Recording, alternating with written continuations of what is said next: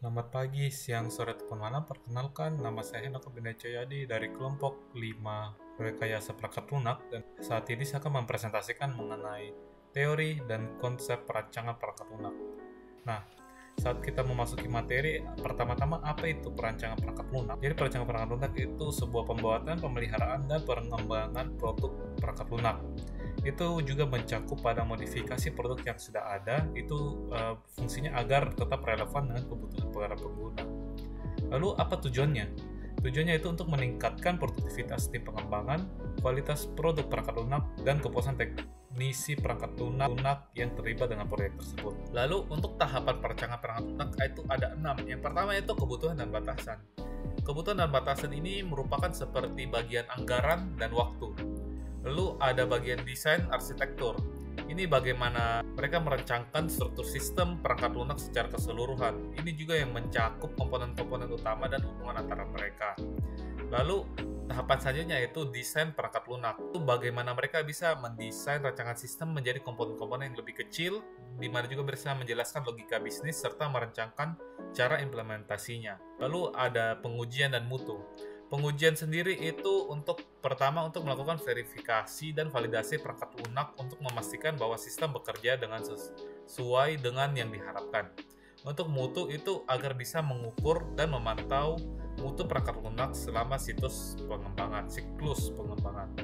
Lalu yang terakhir yaitu karakteristik yang dibagi menjadi 3: keamanan, kinerja, dan scalability.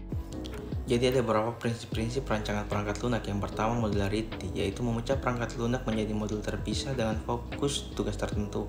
Hal ini memungkinkan kontrol akses terhadap data dan mendorong pengguna metode untuk berinteraksi dengan data tersebut.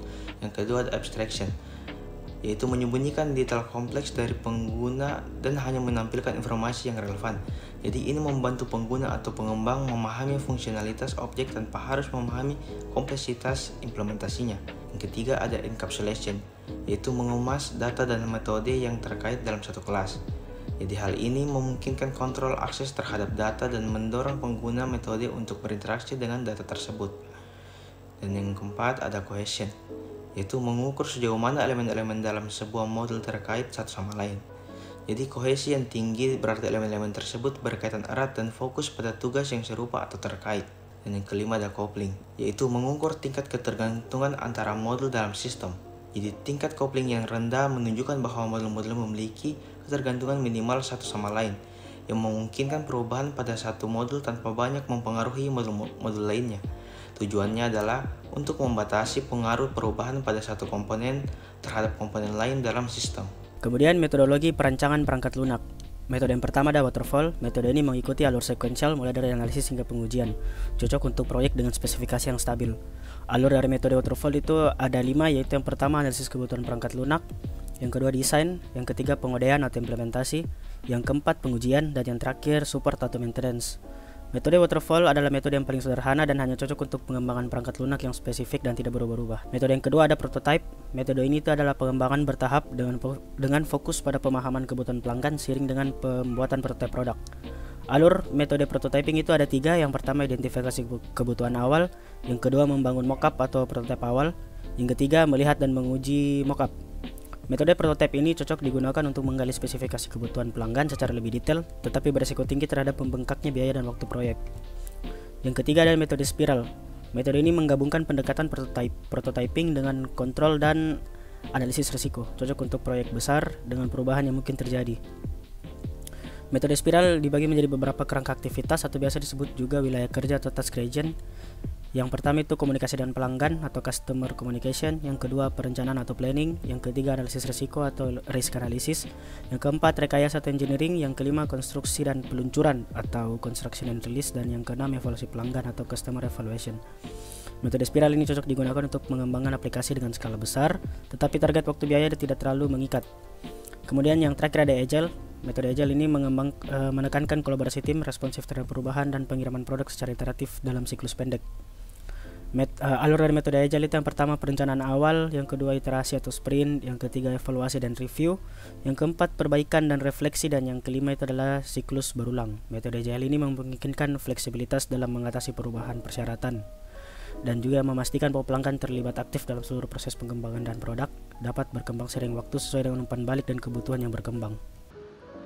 Teknik perancangan perangkat lunak adalah metode atau alat yang dapat digunakan untuk membantu perancang perangkat lunak dalam membuat desain perangkat lunak.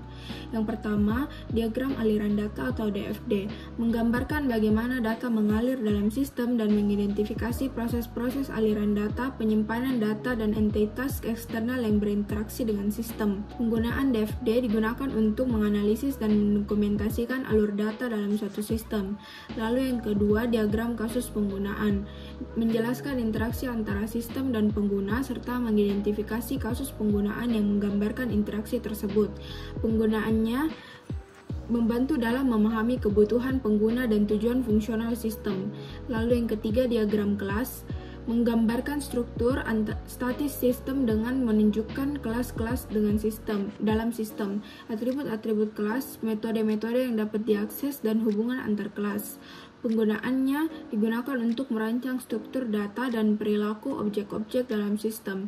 Lalu yang terakhir, diagram komponen, menggambarkan komponen-komponen fisik atau logis dalam sistem serta hubungan dan ketergantungan antar komponen tersebut. Penggunaan diagram komponen membantu dalam memahami struktur fisik sistem perangkat lunak dan cara komponen-komponen saling berinteraksi. Perancangan perangkat lunak adalah langkah penting dalam pengembangan teknologi. Untuk mencapai perangkat lunak yang berkualitas tinggi sesuai dengan kebutuhan pengguna, kita perlu memahami konsep dasar, mengikuti tahapan, menerapkan prinsip-prinsip seperti modularity dan enkapsulasi, memilih metodologi yang tepat seperti Agile, dan menggunakan teknik seperti DFD dan kelas diagram.